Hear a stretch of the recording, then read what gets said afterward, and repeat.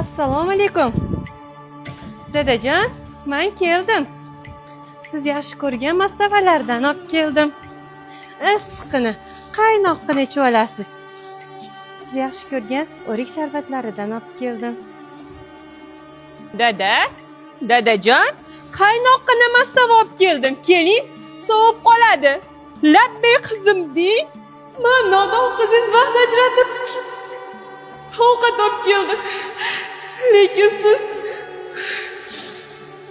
iltimos hech bo'lmasa derazam tagiga qush bo'lib sayrab keling. Ostida tongda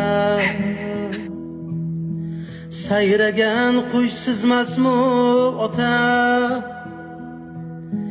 Yo tunimga ko'klam mozorda